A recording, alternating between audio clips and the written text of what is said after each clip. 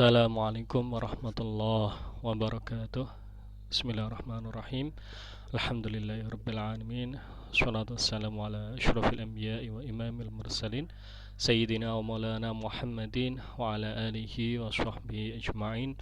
La hawla wa la quwata illa billahil aliyil azim. Amma ba'du. Hari ini kita akan membahas tentang studi Islam dan tafsir. Sebagaimana yang sebelumnya kita sudah membahas tentang studi Islam dan fikih ya. Nah, ini kita akan membahas studi Islam dan tafsir. Apakah tafsir itu? Nah, sebelum ke tafsir, kita ke Al-Qur'an dulu. Al-Qur'an ini adalah kalamullah ya, al-munazzal ala nabiyina Muhammadin sallallahu alaihi wasallam al-muta'abbadu bitilawatihi. Jadi Quran ini adalah kalamullah yang diturunkan kepada Nabi Muhammad.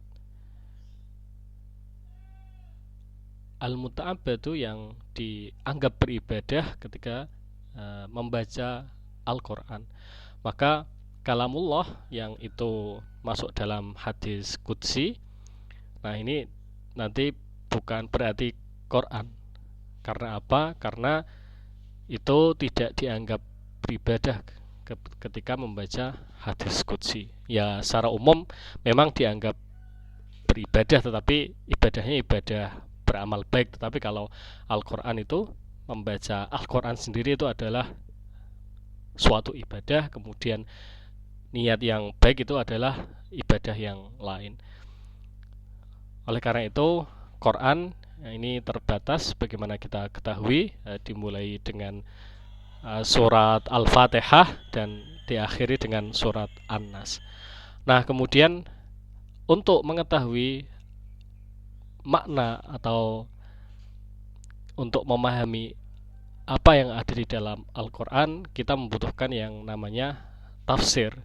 Tafsir ini secara bahasa adalah al-kashf wal bayan, yaitu membuka dan menerangkan. Nah, secara istilah ini adalah ilmu yang membahas tentang bagaimana membaca ya lafal-lafal Quran, artinya memahami, kemudian nanti itu menunjukkan apa ayat atau arti tersebut. Misalnya nanti ada perintah, ada larangan, itu apakah untuk suatu kewajiban atau untuk kesunahan ya. Kemudian kalau larangan misalnya untuk keharaman atau kemakruhan dan lain sebagainya. Wahkamuha al-ifradiyah wa targhibiyah. Kemudian bagaimana susunannya, kemudian terkait dengan arti-arti keterkaitan satu ayat dengan yang lain ya. Wa ma'aniha allati tuhmalu 'alaiha halatat targhib. Kemudian juga arti-artinya yang itu antara susunan satu dengan yang lainnya nanti mungkin bisa sama, bisa berbeda. Dan watatimmatin lidzalika, dan ilmu-ilmu lain yang terkait dengan bagaimana kita memahami dan memaknai Al-Quran, sehingga nanti membutuhkan ilmu-ilmu yang sangat banyak seperti nahwu, shorof, balaghah. Kemudian nanti ada kaidah-kaidah usuliyah, kaidah-kaidah fiqhiyah. Kemudian ada lagi nanti terkait tentang makna-makna ya, kosakata atau yang kita butuhkan untuk kosakata itu, yaitu melalui kamus-kamus Arab ya, bagaimana kalimat itu difahami pada waktu itu. Nah, ini adalah cara ya, mendasar ya. Jadi tafsir itu cara mendasar untuk memahami bagaimana kita menuju kepada pemahaman Al-Quran. Nah, kalau terjemah itu kan hanya untuk mengetahui artinya, tetapi untuk artinya secara perkata, tapi untuk memahami, memaknai, kita membutuhkan tafsir. Nah, tafsir ini ada dua dari sumbernya, yaitu tafsir bil ma'thur. Ini yang terkait dengan sumber tafsir, yaitu tafsir yang bersumber atau menggunakan hadis-hadis Kanjeng Nabi atau menggunakan pendapatnya para sahabat atau tabi'in, yang mana mereka lebih dekat masanya kepada Nabi dan dianggap lebih tahu tentang Al-Quran ketika diturunkan kepada Kanjeng Nabi.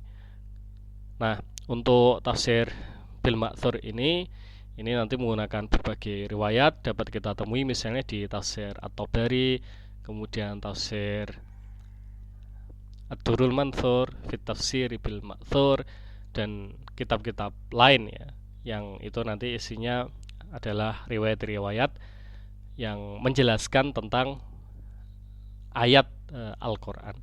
Kemudian yang kedua ini adalah tafsir bir-ra'yi. Tafsir bir-ra'yi ini tafsir yang menggunakan berbagai metode istihadi, berbagai cara untuk memahami Al-Quran itu. Jadi ini terjadi setelah masa tabi'in ya, karena mereka jauh dari Kanjeng Nabi, sehingga untuk memahami secara langsung membutuhkan berbagai perangkat ya, berbagai cara ya, seperti misalnya melalui asbabun nuzul, yaitu ketika Al-Quran, ayat Al-Quran itu diturunkan, sebabnya apa, ada peristiwa apa, kemudian nanti menggunakan misalnya kaidah-kaidah nahwiyah atau syarfiyah ya, kaidah-kaidah bahasa. Misalnya kalau fa misalnya nanti untuk yang langsung, kalau yang thumma itu untuk yang tidak langsung, sebagaimana dikatakan Ibnu Malik dalam alfiyahnya, wal fa'ulit tartibi bitisoli wa thumma lit tartibi bin fisoli. Nah itu nanti juga berbeda, huruf wawu dengan huruf ma'a atau huruf lainnya misalnya, itu nanti juga mempunyai arti yang berbeda. Kemudian nanti misalnya kalau bir-ra'yi bisa nanti berupa pemahaman-pemahaman terkait dengan ilmu pengetahuan, misalnya nanti ada kalimat-kalimat yang menunjukkan tentang peristiwa-peristiwa alam atau peristiwa sosial. Nah, ini nanti juga masuknya tafsir bir-ra'yi. Jadi bil ma'thur bir-ra'yi itu bukan berarti yang bil ma'thur itu baik, yang bir-ra'yi itu tidak baik, itu bukan. Tapi ini masalah sumber ya, sumber yang digunakan untuk menafsirkan Al-Quran. Nah, kalau ada hadis man fassara Al-Quran bi ra'yihi falyatabawwa maq'adahu minan nar, ini artinya bi ra'yi yang dia sesukanya sendiri tanpa memiliki pengetahuan tentang ayat-ayat Al-Quran, tentang bahasa, tentang balaghah, tentang asbabun nuzul, dan tiba-tiba menafsirkan. Jadi apalagi untuk kepentingan-kepentingan dirinya sendiri atau kelompoknya atau kepentingan politik. Nah, nanti ini yang dimaksud dengan man fassara al-Qur'ana bi ra'yihi. Nah, dari segi jenisnya ini ada banyak sekali tafsir ya. Ada tafsir al-fiqhi, itu tafsir yang banyak membahas tentang ayat-ayat Quran yang terkait dengan fikih. Bukan berarti semuanya fikih, tetapi untuk ayat-ayat tertentu yang berkaitan dengan fikih ini kajiannya lebih banyak, lebih mendalam. Seperti misalnya tafsir Al-Qurtubi, tafsir Ibnul Arabi, kemudian tafsir Rawaiul Bayan. Nah, itu tafsir fikih. Kemudian ada tafsir ilmi. Tafsir ilmi terkait dengan pengetahuan, misalnya tafsir Al-Jawahir karya Tontowi Jauhari, ini yang menjelaskan banyak fenomena-fenomena alam ya, terkait dengan ilmu pengetahuan alam seperti biologi, fisika, kimia, dan lain sebagainya.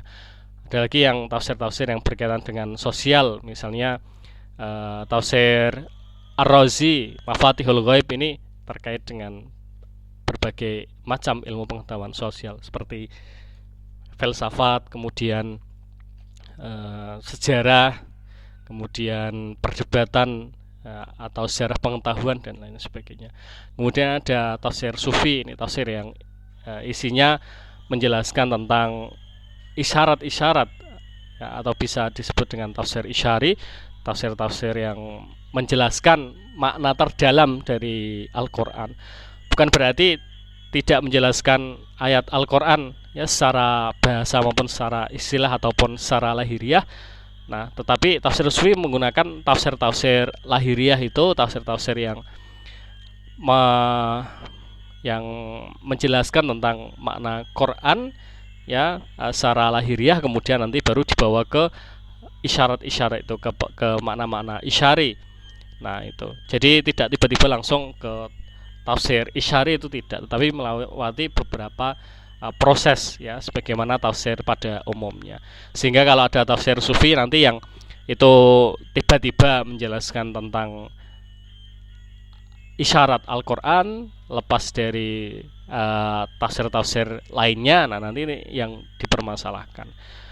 Nah, tafsir sufi ini misalnya ada di dalam kitab Al-Bahrul Madid fi Tafsiril Qur'ani Al-Majid karya Ibnu Ajibah, kemudian nanti ada tafsir Al-Qushairi, kemudian nanti ada tafsir As-Salabi dan tafsir-tafsir lainnya. Nah, kemudian ada tafsir lugawi, ini yang terkait dengan bahasa, dengan rahasia-rahasia bahasa yang ada di dalam Al-Quran, seperti Ma'anil Quran karya An-Nahas atau Ma'anil Quran karya Al-Farra, atau misalnya tafsir-tafsir lainnya ya, termasuk tafsir yang kontemporer, yang modern itu seperti tafsirnya Wahbah Az-Zuhaili itu ya, tafsir Munir itu banyak menjelaskan aspek-aspek bahasa, di samping juga aspek-aspek lain nanti juga dijelaskan di dalamnya. Nah, selain ini ada tafsir-tafsir yang lainnya ya. Nanti tapi secara umum, secara yang digunakan itu banyak, ini menggunakan jenis-jenis yang ada di antara 4 hal ini. Jadi bukan berarti ya, tafsir fikih itu paling benar, tafsir ilmu itu paling benar, tafsir sufi itu paling benar, yang lainnya salah, itu tidak seperti itu. Nah, kemudian apakah hanya ada satu tafsir yang benar? Nah, kalau namanya menafsirkan ya, al-kasyf wal bayan, menjelaskan, itu kan tergantung dari sudut pandang atau tergantung dari perspektif yang menafsirkan. Nah, kalau misalnya seorang mufassir atau penafsir itu ahlinya adalah fikih, maka banyak menjelaskan tentang aspek-aspek fikih. Atau misalnya tadi dia adalah sufi, maka aspek-aspek sufi nanti yang banyak ditekankan. Apakah berarti yang fikih itu benar, yang sufi itu salah, atau sebaliknya? Tidak seperti itu, karena tafsir itu tidak hanya satu. Bahkan pada zaman Nabi pun sabda-sabda Nabi itu difahami berbeda oleh mayoritas sahabat, karena tergantung dengan sejauh mana yang memahami sebuah ayat atau sebuah hadis, kemudian bagaimana bacaannya, kemudian dia fokusnya atau keahliannya di bidang apa, kemudian nanti terkait dengan pemahaman sebelumnya dia seperti apa, itu nanti akan mempengaruhi penafsiran seseorang. Oleh karena itu ya, bukan berarti tafsir At-Tabari itu benar, kemudian tafsir Jalalain itu salah, itu bukan seperti itu, tapi semuanya saling melengkapi. Tidak semua tafsir itu tersakup di dalam tafsirnya At-Tabari, kemudian tidak semuanya itu tercantum di dalam tafsir Jalalain, itu tidak seperti itu. Tapi tafsir-tafsir itu ya masing-masing dengan pemahaman, dengan pengalaman, atau dengan keinginan mufassirnya untuk menjelaskan ayat-ayat Quran. Karena kalau Al-Quran itu ditafsirkan ya, secara penuh ya, semaksimal mungkin, itu ya tidak cukup dengan beberapa juz itu. Nah, oleh karena itu ya juga bukan berarti yang paling tebal tafsirnya itu kemudian paling benar, yang semakin kecil tafsirnya itu salah, itu bukan seperti itu. Karena yang namanya menafsirkan itu kan ya hanya itu, tergantung keinginan penulis, apakah ingin secara panjang lebar seperti At-Tabari, atau hemat sesimpel mungkin, sesederhana mungkin sebagaimana dilakukan oleh Al-Jalalain atau mungkin oleh beberapa penulis ya, beberapa mu'alif, beberapa ulama di dalam kitabnya masing-masing. Oleh karena itu semua tafsir itu benar ya, kecuali yang memang benar-benar menyalahi aturan penafsiran atau menyalahi syariat ya. Itu tidak benar ya.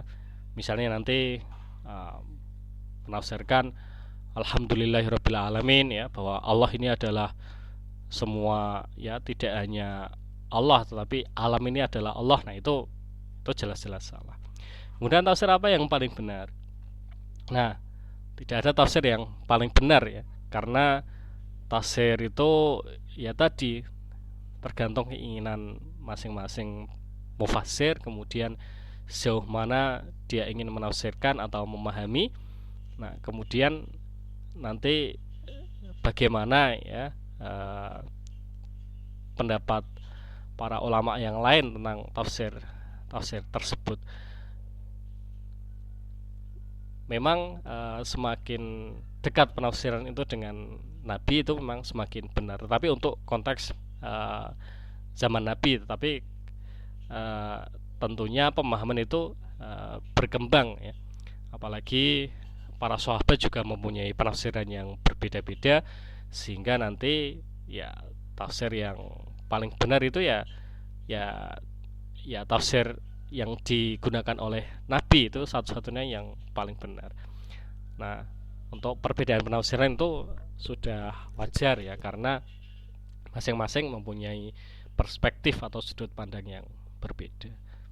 Itu. Jadi kalau mencari mana tafsir yang paling benar, nah ini nanti mengikuti paham-paham logosentris ya, di mana hanya ada satu yang benar, yang lainnya salah. Logosentris itu boleh saja, yaitu ketika yang paling benar itu adalah Allah, al-haqqu mir rabbika fala takunanna minal mumtarin. Yang lain itu ya kebenarannya adalah kebenaran yang relatif ya. Maka misalnya menjelang pemilihan presiden atau kepala daerah, nanti ketika ada yang menafsirkan Al-Quran untuk kepentingannya sendiri atau menjelekkan pasangan calon yang lain, nah nanti ini walaupun tafsirnya itu benar ya, tetapi digunakan untuk yang tidak benar, untuk kepentingannya sendiri, itu juga nanti tidak benar. Maka nah kita harus hati-hati terhadap itu ya, tafsir-tafsir yang tidak benar ya, tafsir-tafsir yang digunakan untuk kepentingan tertentu, daripada kita mencari mana tafsir yang paling benar. Karena ya semuanya menurut sudut pandang masing-masing. Seperti madhab juga kan, mana yang paling benar ya semuanya benar ya, kecuali yang menyalahkan madhab itu sendiri, itu nanti ya yang ya itu menyalah-nyalahkan orang lain itu yang tidak benar. Kemudian mengapa tidak semua orang bisa menafsirkan? Karena menafsirkan itu ya tidak cukup dengan terjemah. Terjemah itu kan tidak bisa mewakili kalimat itu. Ya, misalnya alhamdulillahirabbil alamin, segala puji ya, alhamdulillah itu kalau ya diartikan biasa ya pujian, tetapi alnya itu apa? Alnya faedah al itu ya, itu berfaedah apa atau tujuannya untuk apa? Al itu di situ. Jadi itu harus tahu ya. Lillahi rabbil alamin. Kenapa tidak ilahul alamin ya, rabbil alamin? Kenapa alamin tidak rabbus samawati wal ard di ayat-ayat seperti di ayat-ayat yang lain? Nah, itu tidak semua orang bisa ke sana ya. Kalau dengan terjemahan ya cukup digunakan untuk tahu artinya ya, bukan untuk memahami atau memaknai Al-Qur'an. Ya. Oleh karena itu ya, kalau mau menafsirkan ya banyak sekali perangkat-perangkat yang harus dibutuhkan. Kalau hanya taunya kamus bahasa Arab menafsirkan, itu bisa salah, karena ada asbabun nuzul, ada munasabah, ya, kemudian ada faedah-faedah, ya. Huruf-huruf itu mempunyai fungsi masing-masing, mempunyai fungsi yang berbeda, ya. Huruf ba, huruf wawu, huruf summa, huruf in, huruf inna, huruf, ya, lam dan lain sebagainya. Itu nanti punya fungsi yang berbeda-beda, sehingga nanti harus, ya, melalui tahap-tahap itu dulu. Karena itu berupa, ya, bahasa Arab, maka harus tahu bahasa Arab, kaedahnya, kemudian seninya, kemudian nanti perubahan katanya, kemudian tambahan-tambahan yang ada di dalam suatu huruf itu nanti harus tahu. Nah, sehingga kalau orang, ya, tidak punya pengalaman apa-apa, tidak tahu bahasa Arab apalagi menafsirkan, nah ini nanti bisa bisa keliru, ya, dalam menafsirkan. Kan tidak semuanya harus menjadi seorang penafsir. Kalau semuanya mufasir, siapa yang menjadi fuqaha, siapa yang menjadi muhaddis, siapa yang menjadi sufi, siapa yang menjadi ulul amri. Nah, itu nanti, nah, tidak ada yang kesana nanti. Oleh karena itu, ya, menafsirkan, ya kita pertama, ya, melihat ke tafsir-tafsir yang ada sebelumnya, kemudian, ya, nanti ada proses-prosesnya bagaimana kita menyesuaikan dengan pemahaman yang sekarang, apakah bisa diterapkan atau tidak. Nah, itu nanti ada banyak sekali metode yang digunakan, ya, untuk memahami untuk menerapkan ayat-ayat Quran yang kelihatannya hanya cocok di masa lalu. Nah, bagaimana kita menerapkannya ke masa sekarang. Mungkin itu dulu untuk kajian kita, pembahasan kita pada hari ini tentang studi Islam dan tafsir.